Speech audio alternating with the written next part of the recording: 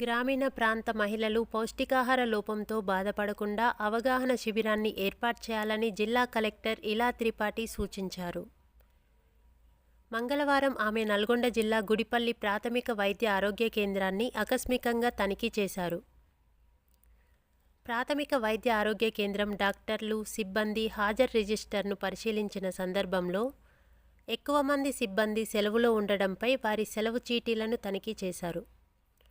ఆస్పత్రి పరిధిలో శిశు మరణాల సంఖ్యను, ఆస్పత్రి ద్వారా అందిస్తున్న వైద్య సేవలు, వివిధ రకాల జబ్బులతో ఆస్పత్రికి వస్తున్న పేషెంట్ల వివరాలను వైద్యాధికారి డాక్టర్ రాజేష్ ద్వారా జిల్లా కలెక్టర్ అడిగి తెలుసుకున్నారు.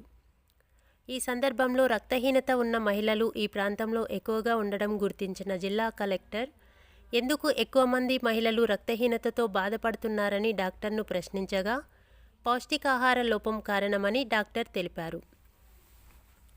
మహిళల్లో పౌష్టికాహార లోపం ఉన్నట్లయితే వారు వివిధ రకాల జబ్బులకు గురయ్యేందుకు అవకాశం ఉందని, అందువల్ల అలా కాకుండా గ్రామీణ ప్రాంత మహిళల్లో పౌష్టికాహారంపై అవగాహన కల్పించేందుకు అవగాహన శిబిరాన్ని ఏర్పాటు చేయాలని ఆదేశించారు.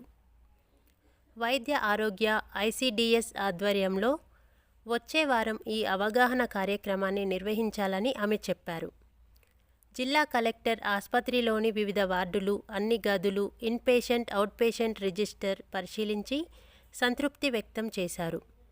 ఎంపీడీఓ పద్మ, గుడిపల్లి తహసీల్దార్ తదితరులు ఉన్నారు.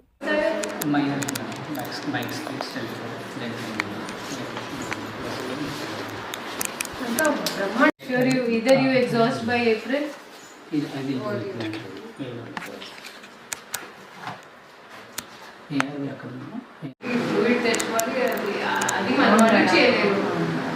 Even for your chromosomal defects పక్కనే ఉంటారు కాబట్టి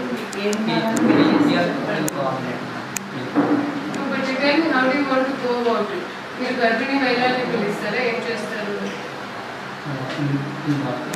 అంటే అది మేము మాట్లాడాలి ఏఎస్పీ మేడం మనం వాళ్ళని ఇంకడికి ఇవ్వకుండా మనం వెళ్తే బాగుంటుంది.